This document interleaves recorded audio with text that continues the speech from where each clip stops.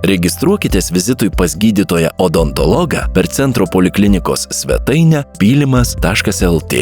Pagrindiniame puslapyje paspauskite mygtuką Registruotis internetu. Atsidariusiame lange pasirinkite internetinę registraciją pas gydytojus per e-sveikata. Būsite nukreipti į e-sveikata.lt registracijos puslapį. Dešiniajame viršutiniame kampe spauskite Prisijungti.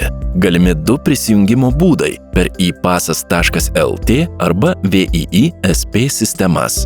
Pasirinkite norimą ir spauskite Prisijungti. Pažymėkite varnelę, kad susipažinote su privatumo pranešimu ir paspauskite Sutinku.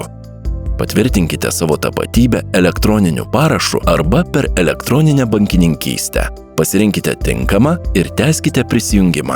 Sėkmingai prisijungus, viršuje matysite savo vardą ir pavardę. Spauskite Prisijungti, kad tęstumėte.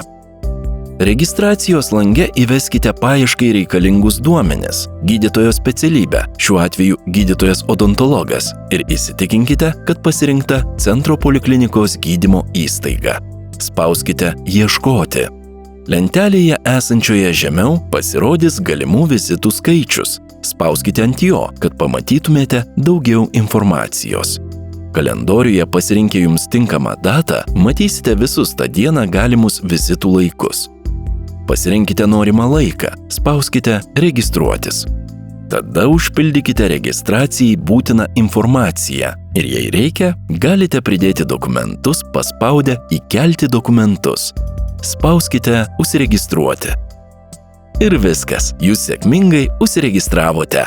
Norėdami peržiūrėti savo būsimus vizitus, meniu juostoje pasirinkite Planuojami vizitai. Jei norite atšaukti vizitą, prie pasirinkto įrašo spauskite Atšaukti vizitą. Pasirodžiusiame lange pažymėkite atšaukimo priežastį ir spauskite Atšaukti. Dėkojame, kad naudojatės centro poliklinikos paslaugomis. Būkite sveiki!